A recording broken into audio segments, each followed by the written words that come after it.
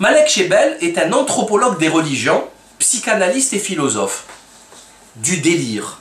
Anthropologue des religions, c'est à l'université, c'est de l'anthropologie. Psychanalyste freudienne et philosophe. Pourquoi il ouvre sa gueule en religion? On ne comprend pas. Bon. Il est également connu pour ses prises de position publiques en faveur d'un islam libéral. Là, je suis en train de lire sa fiche Wikipédia. Il est en faveur d'une réforme de l'islam incluant certains aspects positifs de la modernité politique. Je voudrais bien qu'il me les cite, les aspects positifs.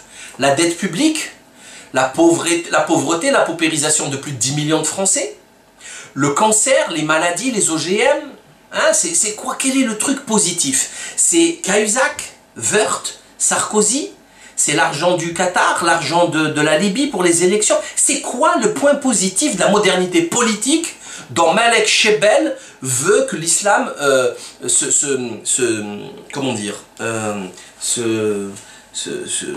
copie? Bon. Il a fait des conférences dans le monde entier, Malek Shebel, et notamment à la Rockefeller University de Chicago ou à l'ULB de Belgique. ULB, c'est une création maçonnique pure, c'est l'Université libre de Belgique. Qu'il s'agisse du voile, qui est pour lui secondaire, et il dit que la revendication du port du voile est une régression. C'est Malek Shebel qui dit ça. Hein. Complètement fou. Complètement fou. Et il veut que l'être humain, l'homme, les musulmans, cessent tout le temps d'avoir recours à la religion au nom de Dieu et à invoquer le nom de Dieu. Bon. Et ça passe pour un grand intellectuel musulman. Hein. En 2004, il a écrit le Manifeste pour un islam des Lumières. C'est un Illuminati, hein, c'est clair. 27 propositions pour réformer l'islam. C'est exactement la même terminologie utilisée par les révolutionnaires. La réforme, la réforme, la réforme. C'est exactement ce qu'utilisent les politiciens pour ruiner le pays. La réforme, il faut réformer les retraites, réformer l'éducation, réformer...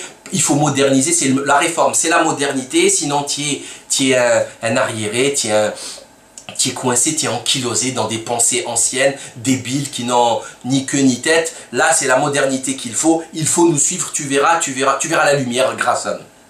Ce qui vous en conviendrez assez facilement est une stupidité.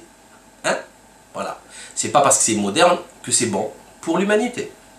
En 2007, ouvrage collectif. Prière d'islam, ce que les hommes disent aux dieux. Au Dieu, au pluriel. Ça, au niveau religieux, c'est extrêmement grave que l'ouvrage soit collectif ou pas. Dans le journal Humanité, chez les cocos, les athées, le 24 juin 2004, il a écrit un article qui s'appelle « Le voile est une régression ». Bon. Dans les documents Ethnics et Gay, on a une interview de Malek Shebel. Donc vous pouvez trouver ça sur kelma.org, vous avez cette interview. La question posée est telle que dictée, telle que prononcée dans 30 secondes. Alors aujourd'hui, deux tendances s'affrontent. L'une ultra-conservatrice avec une application du Coran à la lettre, l'autre qui préconise une interprétation moderne du texte. Comment voyez-vous l'avenir? On parle d'homosexualité là. Ces deux tendances existent. Il y en a d'ailleurs une que j'incarne depuis longtemps, celle d'une nouvelle interprétation des textes, mais qui est encore minoritaire. Aujourd'hui, il existe une diversification de l'accès à l'information, une mondialisation des échanges, un appétit des jeunes à vouloir avoir accès à la jouissance immédiate, qui fait qu'à long terme, les positions intransigeantes auront du mal à tenir. Donc là, il est pour la jouissance immédiate. C'est un sabbataïste. Ce n'est que ça, hein.